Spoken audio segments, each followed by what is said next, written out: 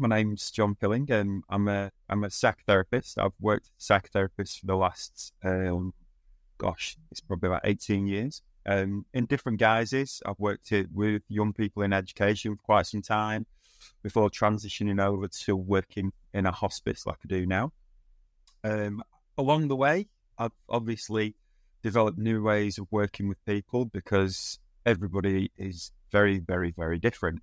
And I just think it's very important to make sure that you can almost like offer a bespoke kind of way of working with people, because something might work for one person, doesn't work for another person. You can't just say, right, okay, sorry, I can't do anything about that. I can't help you with what's going on. However, there are some kind of, baseline things that go on that are based around trauma, are based around, dramatic decrease in mental health or well-being, all that kind of stuff. I like learning new stuff, and we're... Hi, welcome to Room to Grieve podcast. We're your hosts, Karen and Bec. Grab yourself a cuppa, find a comfortable spot, and we'll journey through grief together. Perfect. Sound like my cup of tea. I love learning. So, yeah, teach me today, because this is going to be great then. But no, thank you very much for agreeing to come on and be on the podcast. We've been really looking forward to this one, haven't we, Karen? Yes, we have. I think he has been slightly bullied to come onto the podcast, but will he? Yeah, because Johnny's also Karen's psychotherapist. So, as we all know, Karen bullies everybody. So poor John's been her victim this time, but that's fine. I wouldn't say that. There's a certain level of coercion that's gone on, but, we can draw a line under that. That's fine. Brilliant. So probably the best place to start, we were just talking literally just before we started recording, is what is the difference between a psychotherapist and a psychologist? Because I don't know. So psychologists, generally speaking, they will look at diagnostics and things like that, look at looking at things like how to assess what somebody's going through. So they might use different diagnostic tools to do that.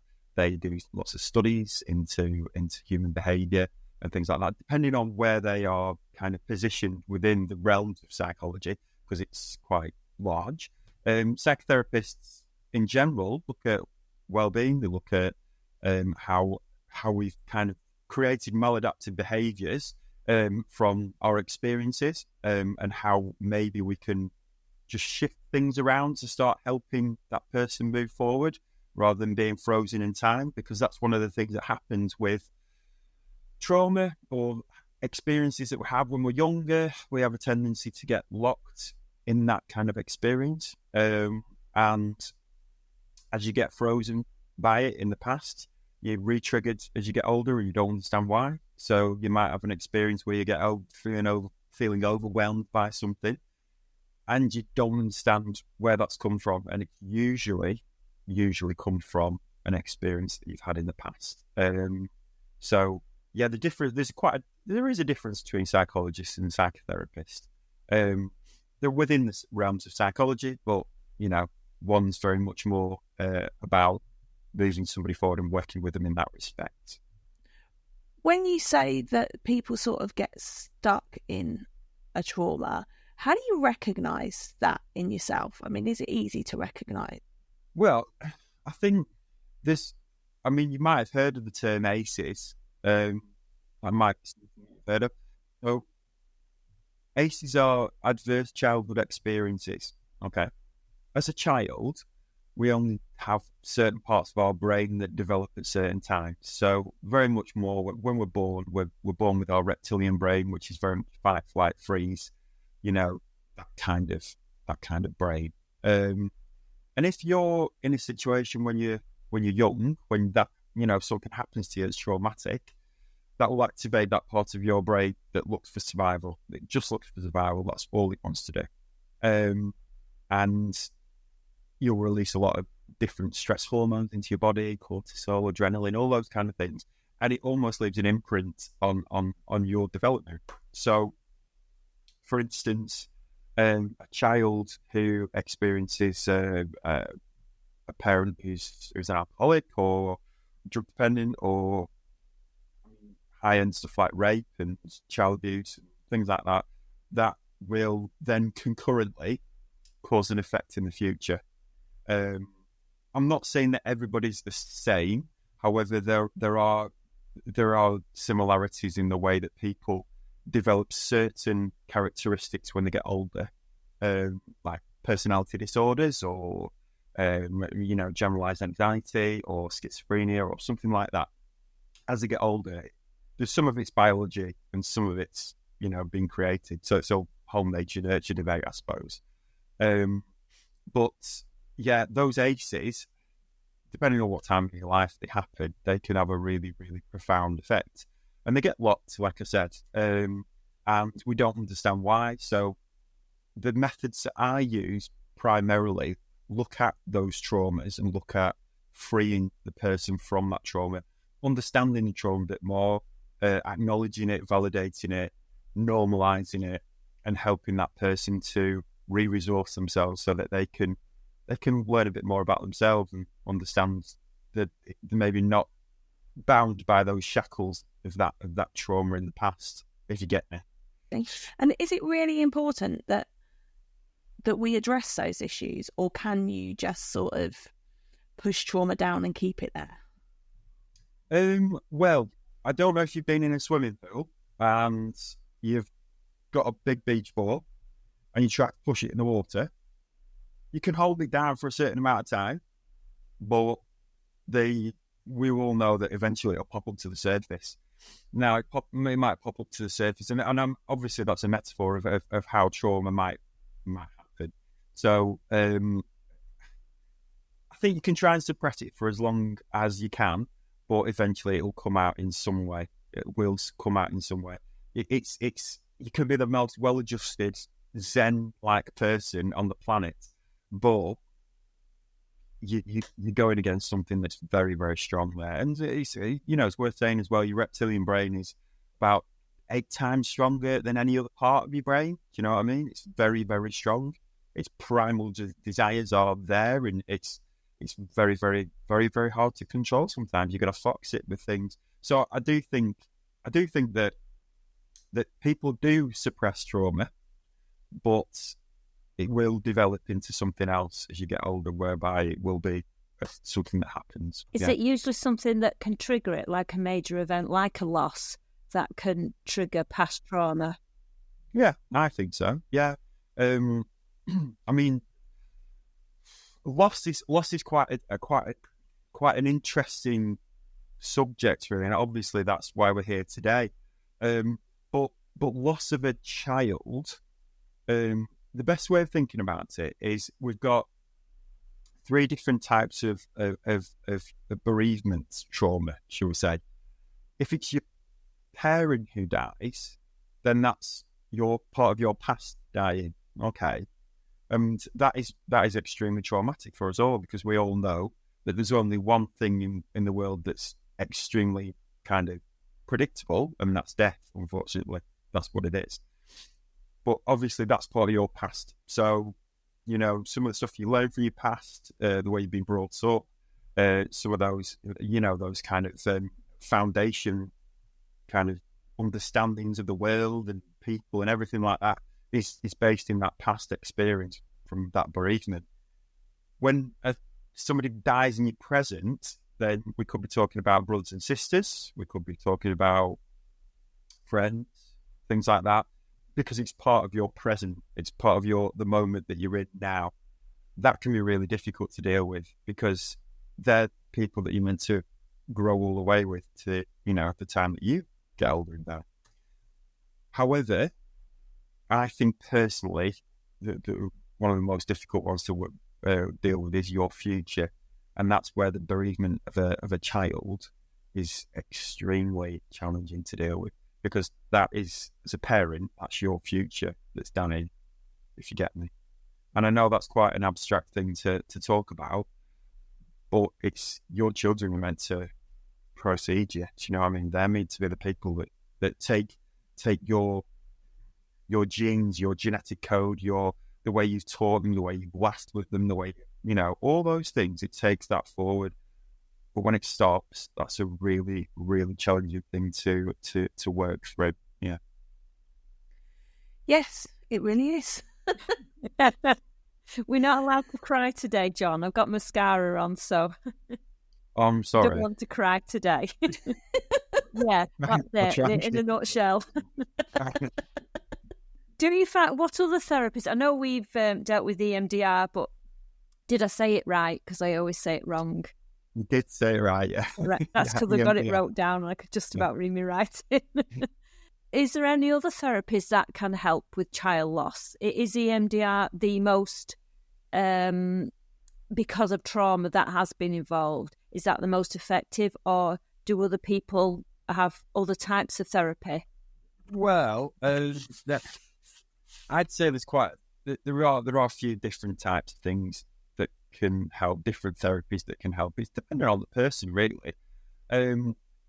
I have used for quite some time something called mnemodynamics, which is that's an age regression technique whereby you go back as an adult to an incident that happened in the past as a child. So automatically you're going back as somebody taller to somebody younger. By going back, you start to understand what's gone on for that child, understand what they're feeling. You take those feelings away from that person, that child, your younger self, shall we say. You process them. You help them to understand. You, like I said to you before, acknowledge, validate, and normalise what they've been through as a child. And then you re-resource them. You re-resource them with your learnings now, kind of thing. So you could be resilient or strong or adaptable, or all these other lovely things that you might have developed. If you give those over to that child that had that experience, they're then in a position to be able to think, well, actually, I don't need to own the problem. The problem wasn't mine. It was somebody else's problem. I've now been re-resourced with these things that can help me move forward. And I can almost like let that go, let that experience go. So it's you still remember the experience with mnemodynamics. You still remember what happened, but it doesn't hold as much of a corrosive, significant effect on you, if you get me. I've had such good results from mnemodynamics as well. I did my training about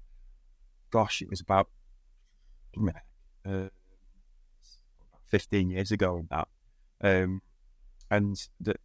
I still see my training now, and it's brilliant. It's a really, really good way of working. So how does that help the person who's lost? If we're going back to something that bothered us, is it just that it makes us a stronger person to deal with things that are happening now? Yeah, I suppose so. I suppose it helps you to... The thing is we develop characteristics and ways of dealing with things because of the experiences that we've had in the past. One thing I would say is that I think when people have had a relatively problem-free... I mean, this is a very... It's not a sweeping statement, but it's an observation from my point of view. I must say that. I think that when people have a relatively not easy life, but they haven't had any significant traumas in their life, and life has been quite stable and things like that, both like emotionally but economically, all those kind of stuff. So we're looking at different socio-economic stuff there. Those people have a tendency to deal with a trauma that happens as an adult in a more constructive way. Okay. I think that there's, when you've had stuff happen in the past, it just muddies the water and makes things harder to understand. It's like if you say like your brain is like those children's sandpits that you get at play school kind of thing, completely filled with sand to the top. Now, some people have more stuff underneath the surface than others, and I think if you've had those experiences, there's lots of things under that surface, and you start pulling them out, you can't see them because of all the sand that's there, but you start pulling them out and you realise that there's a lot of things there. For some people, there isn't a lot of things there. So they may deal with their trauma in a more constructive way. Yeah. But that's not to say that it doesn't have an incredibly, huge effects on their lives. Also, going back to the EMDR, I have read that the side effects that it can make, like negative trauma thoughts, come for. I mean, I haven't experienced that. Obviously, it's worked fantastic for me and got a lot out of it. Is there anybody that it doesn't work for that you've found, right, no, we'll have to leave this, it's actually making them worse? Can you tell us what EMDR is first? EMDR is it's an evidence-based psychotherapy, basically. It's been recognised by the World Health Organization and NICE England. It's a trauma therapy to do primarily with PTSD. Okay. It helps you to think about the memory without feeling overwhelmed. So you've got one foot in the past and one foot in the present, and it helps you to just balance out between the two as EMDR.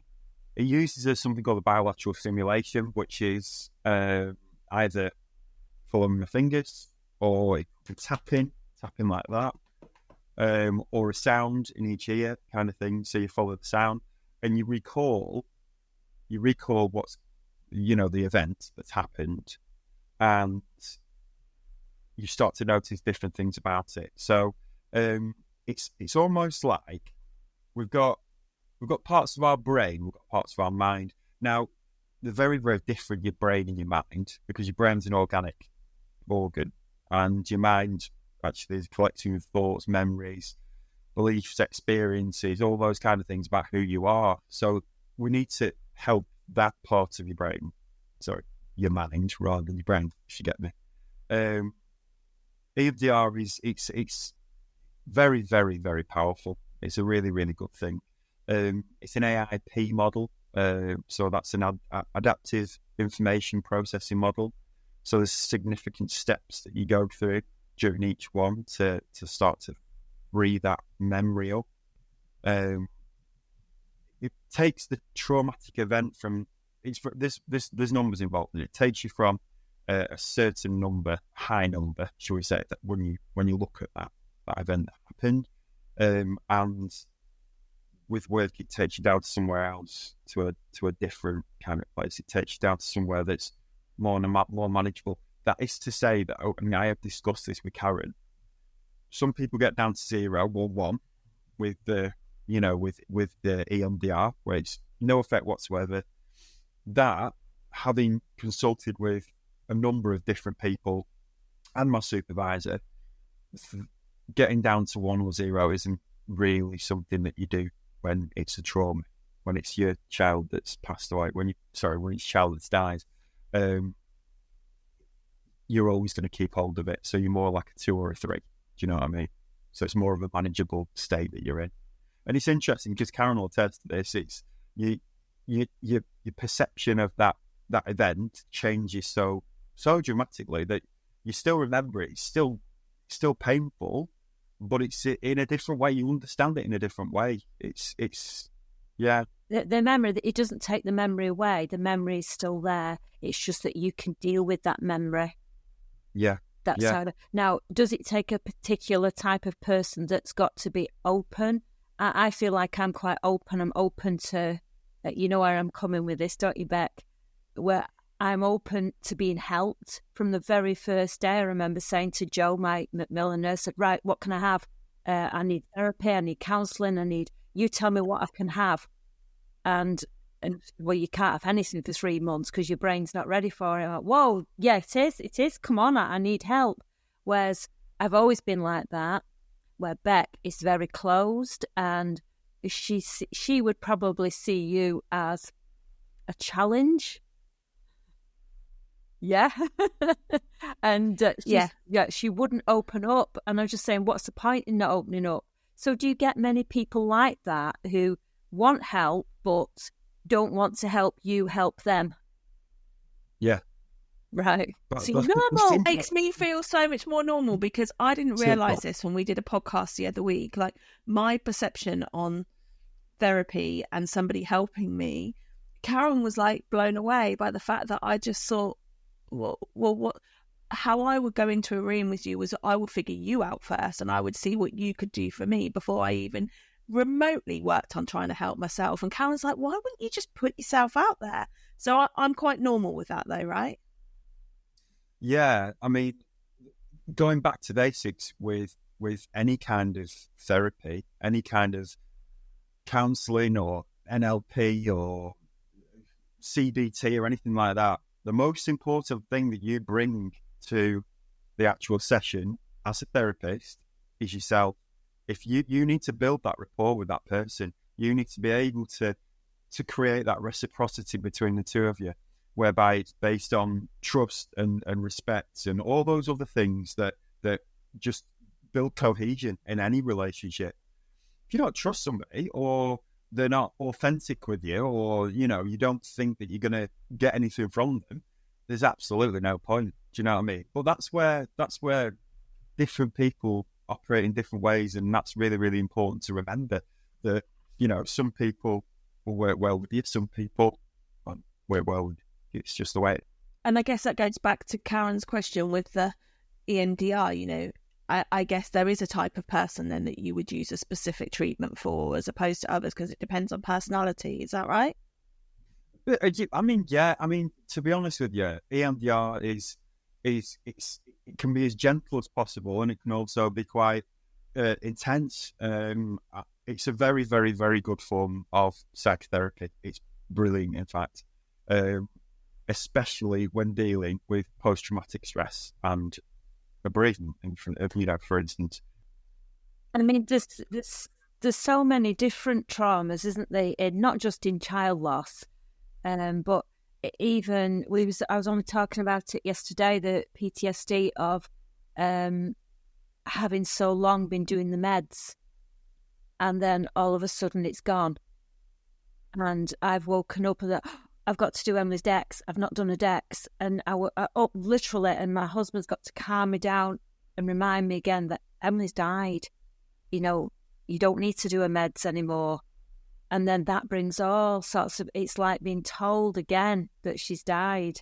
It triggers all sorts of things. And that just is the fact that it's still in my brain that because for 6 months, every 4 hours, she had to have a specific tablet, and then every 2 hours she had to have another one. It just doesn't go away. It's in you. Or your partner say, it's not just child loss. And it's something you've done for a long time. It's sort of like, not habit, but it's your, what's the word? Routine. Your routine that you've been doing, and all of a sudden that routine's gone. I mean, that's, is that, would you class that as trauma, or is that just part of loss? Well, right. You look at, obviously this is just another it's something that I've noticed. Okay, it's not set in stone, but you're using different. When that happens, it is almost a little bit like a habit, because it's something that you've had to create every day. It's something that you do at those intermittent times throughout a period of the day, and your neural pathways will create like motorways, and that motorway will go straight to it. You won't go down different junctions. You'll keep going down that motorway. And I just think that sometimes, especially when that routine has been so entrenched in what you're doing, it's very, very difficult to break. Now, obviously, it's quite a dramatic thing to say that for a smoker to give up smoking, because there's an association with like food or alcohol or something else where, oh yeah, I smoke with those different things. Do you know what I mean? I'm saying this is like smoking, but it's similar in some respects, because you formed that over a period of time, and it's hard to get used to. I mean, it's like sleep, isn't it? It's hard to get used to sleeping properly, because you're in a period of time where you're constantly awake, or you're constantly in that reptilian brain where I need to wake up, I've got to get up at this time to do the meds at 2, I've got to get up at 4 to do them, I've got to do it at 6. And it's like, those habit forming things, they are really, really difficult to break. Habits are really difficult to break. It's like, what did they say about I think that they said that smoking's harder to break than things like heroin and stuff like that. It's a really, really hard thing to break. I'm a 57-year-old and I still haven't broken the habit of eating cake. So it's the same, isn't it? This is it. When there's a Victorian sponge on the side, it's just got to be demolished, isn't it? Yeah. You know what I mean? But there are different habits that we create that are more maladaptive than others. And I think that, you know, when you've got a child who's you know, got a life-limiting illness or something going on like that, you've got to create that habit, because if you don't, then you're not doing your job as a parent, I suppose. That's where you feel. Anyway. Yeah. What's the difference between grief and trauma? Is there a difference? Well, the words get used a lot together, don't they? And I think there's a saying, isn't there, that not all grief has trauma, but all trauma has grief. And I don't fully understand that. That's quite an interesting. So I've never really heard of that, to be honest with you. And I do kind of understand that grief and trauma are both on the same continuum. I think you can experience grief and it have a different level of trauma attached to it. So, for instance, if you've got obviously a child who's been ill for a significant number of years, say a child who's got DMD or something within those realms, you almost develop a pre-grief experience where you're experiencing grief for a number of years before that child's even passed. It's like you're preparing yourself for it. And I have experience from working with people that the people who experience pre-grief, it's incredibly, incredibly hard when that child passes away. And this isn't the same for everybody, by the way. It's incredibly hard when that child passes away. However, because they've been grieving that child for such a long period of time, it evokes different feelings, you know, maybe different feelings of, like, I'm going to say relief. Do you know what I mean? No, totally get that. No, totally understand that, because we had anticipatory grief with Bradley and Emily. We knew they were going to die. You know, they had a 0% chance of survival. Yeah, there was hope, don't get me wrong. God, we hoped beyond our wildest dreams that they would be the anomaly that broke the mould and that they were the ones that survived because they deserved to. But there is still that element of you, that realistic part of you that just knows they're going to die. You know, I remember being told on the day that Bradley got diagnosed that week, thinking about what I was going to do for his funeral. You know, I knew he was going to die. And that starts straight away from day one. And then you watch them suffer and you watch them change and you watch them go through all of that, knowing that they're going to die. I said I wasn't going to cry today, knowing that there is no way they can survive. And then when they do die, there is that relief because it's stopped. Because that's the only way you can stop them from suffering. So there is that relief. And I think that's a fair thing to say. It's an honest thing to say, because people will not acknowledge that. Some people won't say it's a relief because they would feel guilty for saying it's a relief. But it is. When you see your child lose everything in front of you and there's absolutely nothing you can do, there's a million emotions that go through your body, and relief is one of them. And I think of anybody that says it isn't, I don't believe it. Yeah, exactly. That relief, it evokes so many different emotions as well. It's relief because that person's not suffering anymore. It's relief that, you know, that you feel like, you know, that they're no longer in pain. There's lots of things, you know, there's lots of things attached to it. And as a parent, that must be an extremely difficult thing to process.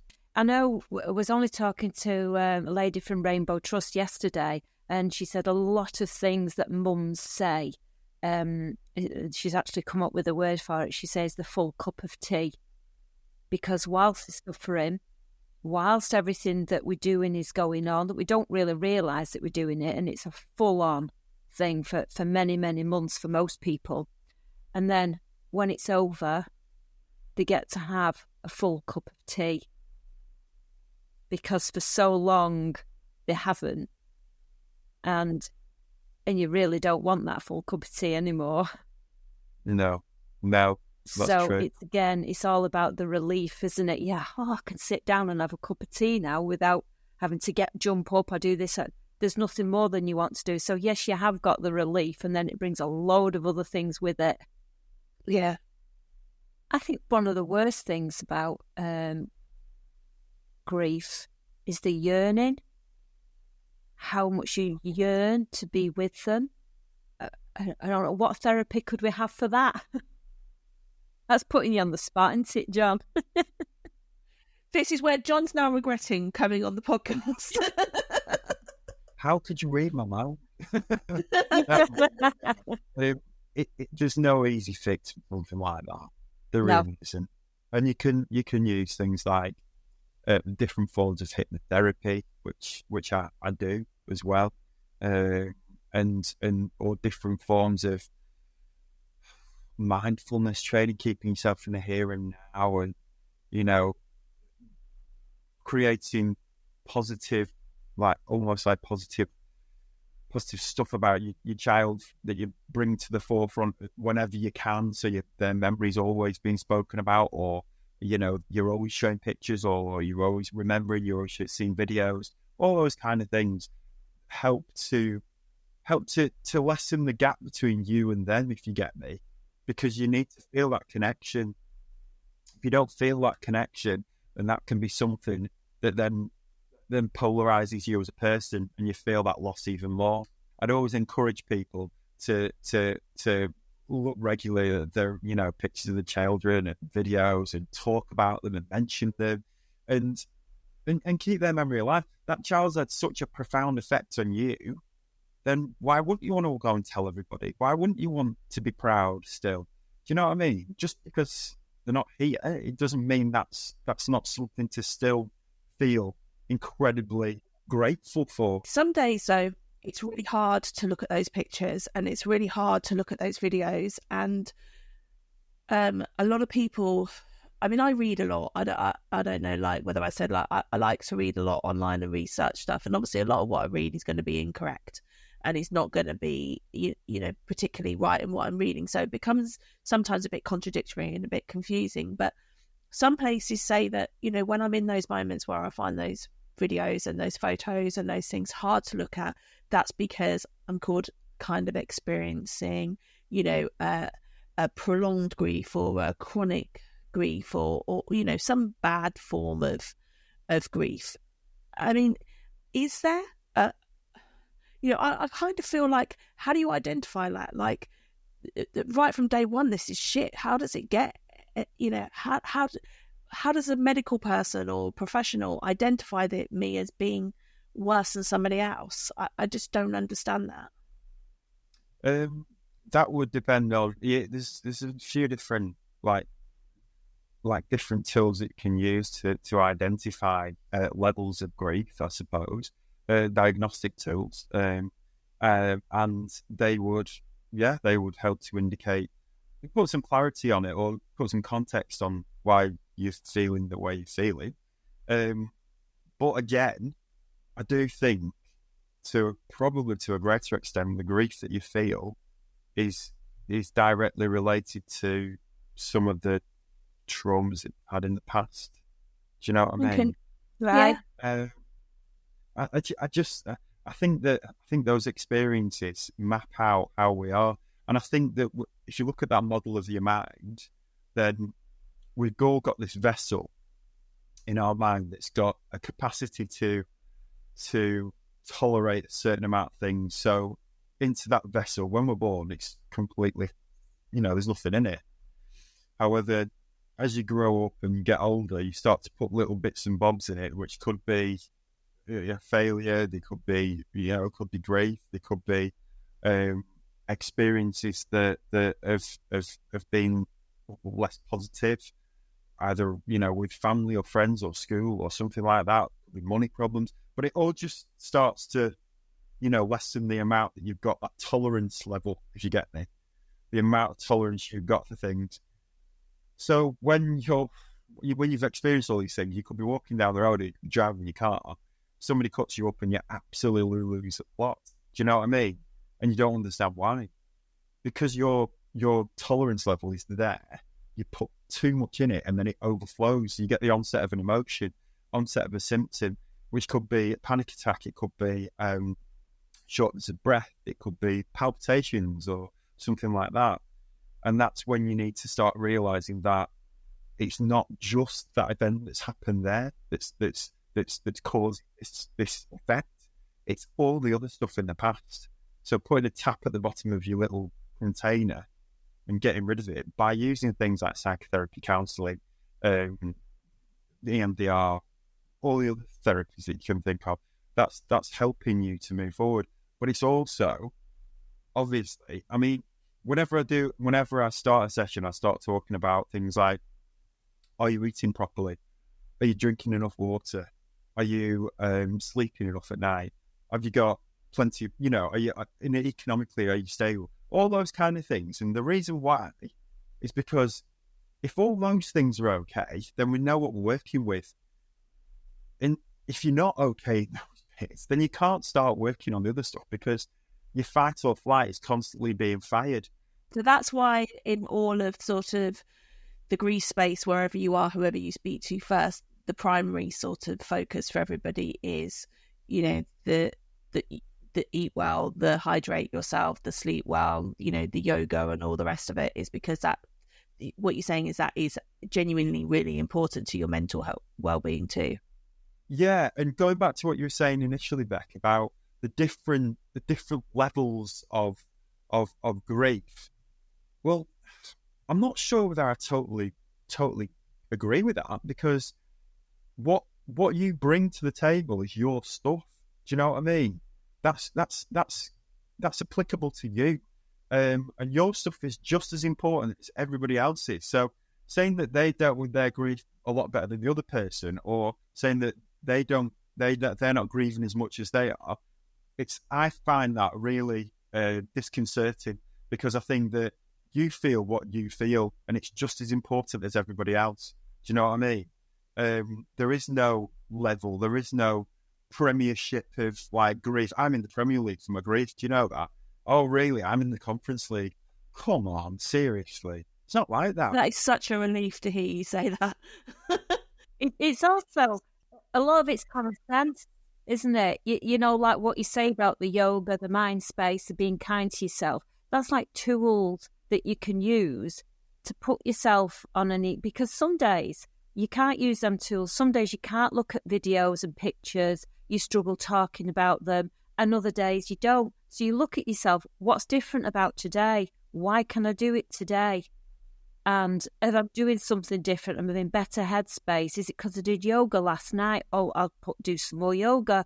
You know, to me, we don't all need therapists and psychotherapists. We can use the tools we've already got. And I think it's okay to have a bad day too, isn't it? Yeah. You know, like we don't all have to find a reason why today is shit. Some days are just hard, aren't they? And that's okay, isn't it? And don't analyse ourselves too much. Yeah. Well, yeah, I don't know if you know, years ago, there's a guy called Paul McGee who did a book called Sumo, which stood for Shut Up and Move On, if you've ever heard that. And he has a section in there which is about wallowing and the importance of wallowing. And actually, sometimes you don't want to get out of bed and you want to stay in bed and you just want to. I mean, I'm not, obviously, this isn't just applicable to you guys and grief, but it could be somebody who's got generalized anxiety, or they're not happy at work or something. Do you know what I mean? And that wallowing period of time is really, really important, because then you have that wallowing period and then you think to yourself, well, actually, now I'm going to do something. I've had that time. I'm going to go for a walk. I'm going to go for a run. I'm going to make some nice food. Or do you know what I mean? It changes that state, and it's allowing yourself. It's not being too hard on yourself, because I do find that we are we are quite hard on ourselves. We expect too much sometimes, and we expect ourselves to move forward really quickly. And why am I still feeling like this after 6 months and a year and 2 years and 3 years? Well, that's because you're you, and it's about accepting who you are and being thankful for who you are. Yeah, we're terrible for comparing ourselves to others as well, aren't we? Oh, that's the comparison is the thief of joy, isn't it? Yeah. Totally. You know, the society we live in nowadays doesn't help with that, with all the perfect social media and stuff, does it? And like I say, in all the research that I do, and 90% of what I read is probably incorrect, but, you know, how do I know that? It's so hard to determine between what is actually right and what's wrong, isn't it? And then you build these perceptions and ideations of how you're actually supposed to be and how you're supposed to act and what my grief is supposed to look like. And then you kind of get in this spiral of, am I doing it right? And, you know, how do I know if I'm at this stage? And actually, I think, you know, from kind of what you're just saying, is you just need to allow yourself to sit and be what you need to be and take notice of who you are as a person. And that's what's most important.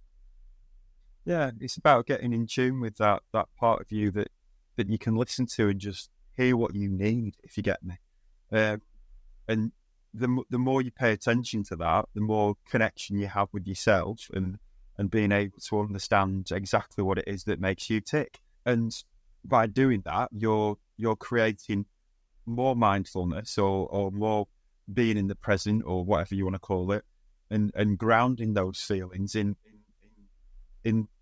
what you need in that present moment. Yeah, I'm totally a believer in that. Definitely. What's your professional opinion on the fact that me and Bec get so much out of helping other people, helping each other, and we have done from day one? Is that normal? It just makes us feel so much better and so much stronger in ourselves as working together. You're using your grief in a really, really positive way, though. You're using it to create better outcomes for other people. There is a level of not distraction, but not. It's definite distraction. Yes. Okay, then. Well, it's almost like you can dissociate a little bit from your stuff because you're then dealing with other people's stuff. And for a time, that's okay, but it's really important to create the balance between making sure that you listen to yourself as well. So, you know, that altruism of helping others, and that's beautiful, it's lovely. Do you know what I mean? But you need to help yourself as well. It's like the adage of being on a plane, you need to put your mask on first before you put anybody else's on. It's really, really important that, because you need to be in a state of being able to hold it for that person at that particular time when they're feeling a certain way. If you can't hold it together, then you know what's going on. You're feeling it, they're feeling it, and it's you know, it's not helping. Yeah, and you're right. It is a distraction and it is a dissociation, but that serves as a purpose when we're doing it. You know, it's too hard to sit in it all of the time, and disassociating is something I do a lot of. I'm very guilty of. Another word that Karen throws at me a lot is balance, and I wondered whether that comes from you. How did Dutton call it? He said balance. I was holding back then. Yeah, she throws balance at me all the time, that I need to balance my life more. Honestly, don't shoot message it. I am nothing to do with that. No. It's irrelevant whether I actually agree with Karen on balance. But do you know what I mean? Yeah, I think balance is very, very important. Yeah. Yeah. My granddad said to me years and years ago, and he was from Lancashire, so he's a Lancashire guy, and he said to me, too much about is good for now, like that. And I went, oh, that's interesting. That's really interesting. As a child of 9 years old or something. You know what I mean? Oh, that's very profound, Grandad. That's really profound. Of course, as I got older, I understood what it means. And it's right, isn't it? You know, if you do too much in one direction, then there's a deficit in the other. And you end up feeling that imbalance. And certainly with you know, what you guys do on the podcasts and everything else that you're creating, I think that's wonderful, because that is actually creating balance for you guys. But you know, I don't know what your imbalance is, but we need to discuss this. Oh, pretty much everything. Karen will tell you pretty much everything. I'm a all or nothing kind of person, I'm afraid. Okay. Is that something you've always been then? Yeah. Right, yeah, okay. I'm quite hard on myself. Like I'm I need to do it now and it needs to be 100% perfect. And if it's not, then I'm done. Okay. And that's been from a young age, has it? Or Yeah.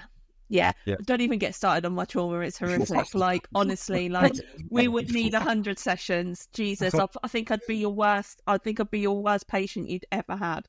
Yeah, I've had a lot of trauma in my life. So and from that, I've learned a lot of resilience. And I was a very submissive, quiet child, and as you can see now, I'm very much the opposite. I've learned to speak out, stand up for myself. I'm quite confident. I know myself. But I've had to because that's my survival mode.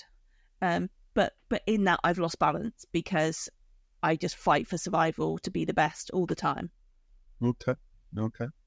So yes. No, I mean that's really good of you sharing that because that's quite a big thing to talk about. So honesty is also one of my survival mechanisms. Weirdly. Honesty. Yeah, just that's my. I don't know why. I can't help it. I'm overshare and I'm over honest all of the time. Like it's one of my survival mechanisms and I don't know why I do it. And I think it's for shock value sometimes with people in that people can't come back at me with much if I've been totally honest. Yeah, you can never ask her if you look fat in something. She just tells you. It's like... You know what though? A level of I've discussed this with my supervisor and a level of disclosure from a professional point of view, it's what you feel comfortable I'm talking about from a therapist point of view now. It's what you feel comfortable bringing, then you can do that. And I think that's okay. And as a friend, Bec, in doing what you're doing, if you feel comfortable to share something, and if that just changes the frame of reference for that person's thinking for just a minute, and they start to almost like reframe what's going on for themselves, brilliant, absolutely brilliant. Because you've just done some great work for somebody else by sharing something that you want to share, and they've got something out of it. And what's the problem with that? I think that's okay. Just don't share too much. Yeah, that's where the balance doesn't come in. You see, that's where I'm all or nothing. But it's really important not to be hard on yourself as well. You know what I mean? So. Yeah, no, I get that. How did you get why grief space? Why was that the space that you chose to work in as opposed to any other area of sort of helping people? Oh, this could be a moment of sharing. Oh my word. So when I was growing up, I was a very, very good sports person. I was a national standard athlete. I played a lot of rugby as well. I finished my career playing at a very, very high level of rugby as well. And I had my life mapped out completely. I knew what I was going to do. I was doing sports science at university, blah, blah, blah, blah, blah, all these kind of things. And all of a sudden, I had an incident that happened which floored everything. I had a really, really bad accident. So I fractured my skull in 7 places. I had to learn to walk, talk, all those kind of things that were natural to a person who is a good sports person, or motor skills and everything. I had to learn all again, have a variation of different operations. So I had a brick wall when I was 21, only 21, and I had to rethink everything. And from that moment, having had really, really good psychotherapy from somebody who I, still see now, who's actually my supervisor now, I was able to move my life forward and understand that, and this is a different type of grief. This is a grief for a life lost in the present. Okay. So it's my life that was mapped out before was gone. I had to redo everything, and, I couldn't play rugby again, couldn't play sport like that again. So you have to find different ways in which to survive and to move forward and to thrive as well. So that's what got me into into psychotherapy because I then went and did my Bachelor of Science in Neuropsychology. Then I went and did my postgraduate study in child and adolescent psychotherapy and adult psychotherapy, therapy and NLP, and it all just kept going. So from that moment, I think from my experiences as a 22 when I started having psychotherapy, 23, from those experiences, that's mapped out my future and how I want to help people understand a bit more about themselves and understand that we are incredibly adaptable and we're able to, our tolerance levels are so much higher than we realise. Do you know what I mean?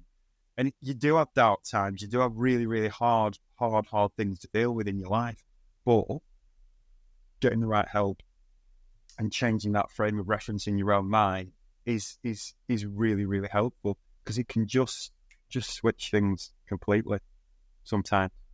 Just that experience, you just have those experiences that kind of floor you, and you have to decide where you're going to go. And are you just going to? It's almost like a pebble in a river. You know, the water's always going to flow around it. If what you decide to do, do you decide to just stay there, or do you decide to pick yourself up and go into another river? If you get me. So that's what I did, and that's why I got into what I do now, I suppose. And I suppose it is from positive experiences. It's from learning how to adapt and learning how you feel like there's a brick wall and you can't get over that brick wall, but there are ways in which you can create a doorway, do you know what I mean, to go through it. It's still going to be there, the wall, but you can still walk through it when you want to. Yeah. You can walk through it, you can find different ways through it, you can get people to help you through it or help you over it. It's just finding a way, isn't it? Yeah. I really appreciate you sharing that story with us, so thank you. Yeah, honestly, it's fine, Bec. I mean, we've taken up an hour of your time. I'm just conscious of how much of your time we've taken up this morning. Sorry. And I'm really conscious that I've just fired some quite heavy questions at you with no prior warning whatsoever. So I really appreciate you taking the time to answer them and for being honest with them as well. Is there anything else that you feel that you wanted to cover today, or you thought we'd cover today that we haven't asked and that we haven't really talked about? One thing that I will say, and I don't mean, this isn't meant to be cheesy or anything like that. It's not anything related to that. But I have said this a number of times when I've spoken to people around the hospice and stuff. As a therapist, you're dealing with some of the, well, as a psychotherapist, shall I say, you're dealing with some of the heaviest stuff you can deal with as a professional, okay? And it is an absolute honour to work with families, young people, parents, grandparents in this capacity. It absolutely is, honestly. I can't think of any greater thing to deal with people, to be honest. I really do feel that way. So I'm very, very passionate about it, and extremely that's passionate really good about that you think of it like that. That's all, yeah. That's my last thing to say. I think one last thing before you go, John. Are you still there? I hope he's still there. I want to ask if he's having Liam, because he didn't come back. Well, shall you and I just do a sign off from here? It's been a really good episode with John. Really, really enjoyed it. He's lost signal, sadly, so I don't think we're actually going to be able to say goodbye on air. But I've really enjoyed today. I've learnt loads, and I think that our listeners are going to have found it really, really useful. So do you want to do the sign off? And we'll sign off from here. First of all, you're not getting away with it that easy. Oh, God. Has John changed your opinion on therapy? Do you think you'd maybe open to... Yeah. Some of the things that he said, I thought, okay, I can get on board with that. And the fact that his personal opinion is that there are no hierarchy or, sort of worse stages in grief. Yeah, I'll be honest, yeah, he has. Oh, that's brilliant. I hate to admit that, but yeah. I booked you in a session, and he'll confirm my terminology of balance is correct. Yeah. Shall be making a note of that in my diary. Yeah, brilliant. So, grab yourself a cuppa, find a comfortable spot, and let's journey through grief together. Thank you for today. Thank you. Thanks, John.